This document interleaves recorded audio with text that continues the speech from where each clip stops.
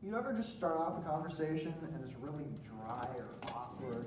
Well, you could start it off with a joke and maybe see if that works. You're either going to get one side of the coin, you're either going to get that they think you're normal and it's a funny joke, or they're just going to think you're crazy.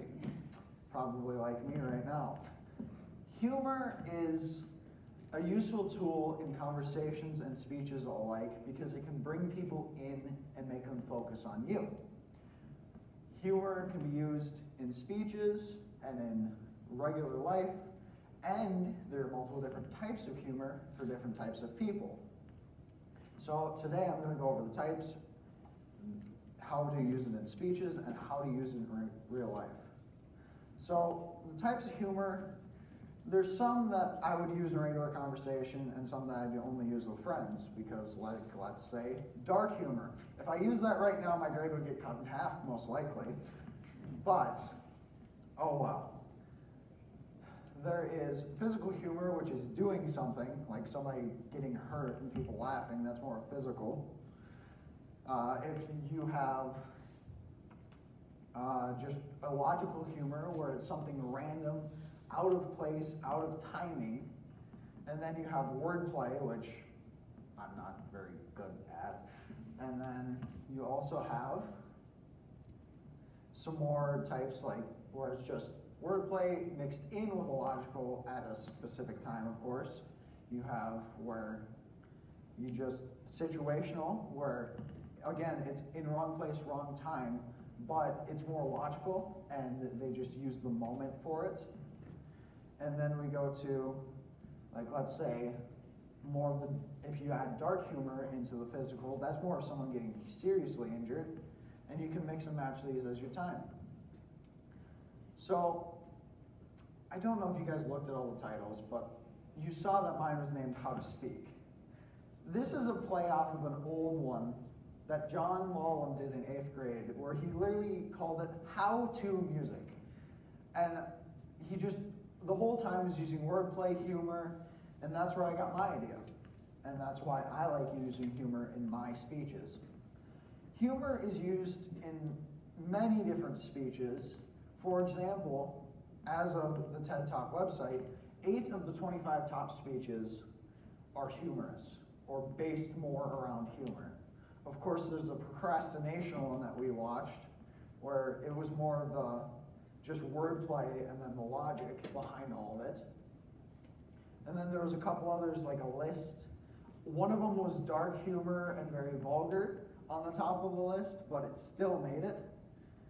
And so, as you can see, it can draw people into those TED Talks and make them want to watch them. And they also feel like they can get something out of those TED Talks. Humor is used in these ways because it draws people in. Plus, when people start laughing, they also get the benefit of health, so their body kicks in serotonin saying, hey, this is good, let's keep doing it. So, and that is the Mayo Health Clinic. They did research on this and they saw that it can help boost lung capacity because, of course, if you start laughing too hard, you're going to start having problems with your lungs, so they're going to start building themselves up. It boosts serotonin to the brain, so you keep getting happier and you keep wanting to do it more. And then you think okay, so this speech is making me happy, it's making me laugh. I want to watch it again, or I want to watch the rest of this. So you draw them in with that for the rest of your points. Plus, a lot of humor is used to help people because as of Colin Markey, a PhD assistant of psychiatry at Harvard Medical School, humor is used to help with people with mental disorders because it can help you bring you out of that low because it starts making more and more serotonin in your brain, therefore breaking the cycle of your brain beating itself down. Now, another one of my favorites had to have been TJ in 8th grade. He walks into the room with a bag and he sets it down on the table. And of course he doesn't untie the bag. He rips the bag open and he pulls out the parts to a sandwich. Noah, could you play the video? He sat on stage making a sandwich and talking about how to make a sandwich. I think what made this more funny to me, he didn't bring a plate. He just kind of set it down on the table and went for it, as seen. So he just sits there making a sandwich. I don't even know what he said, because frankly, I wasn't in there, and the audio doesn't work. So, oh, the audio does work, it's just quiet. Can you guys hear it at all? Fair enough.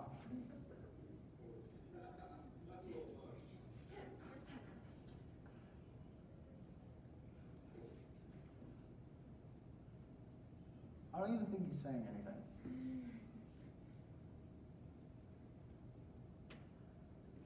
Now, why I bring this up is because he sat down and made this sandwich, and this was a whole part of his speech. And everyone was, well, like John was laughing because he just sat there and made a sandwich and was ready. That was his speech. It was just in, out, ate the sandwich, done. So, this is it in speeches, but that can also help with real life, because you can just sit down with your friends, have fun, and do random things like that. I prefer humor when I'm talking to someone, because of course humor really helps with just breaking the ice. It can start off a conversation well, or make it go wrong, as of course humor is a two-sided coin. Heads, they're going to listen to you, and tails, it's just gone. They don't enjoy the joke. And you have to take that risk every time you do it. Of course, you take that risk talking to new people all the time, so there's not much of a difference. And so you have that. And so in this speech, I went over, clock turned off. In this speech, I went over what types of humor there are, how to use it in speeches, and then a little bit of how to use it in life. And so now that you've heard me go up here and talk about jokes, not really say many of them, maybe you're a little bit more inclined to do it during a speech or during a conversation. 'Cause maybe it won't go awkward, or it will, and then maybe you just do it again. Who knows?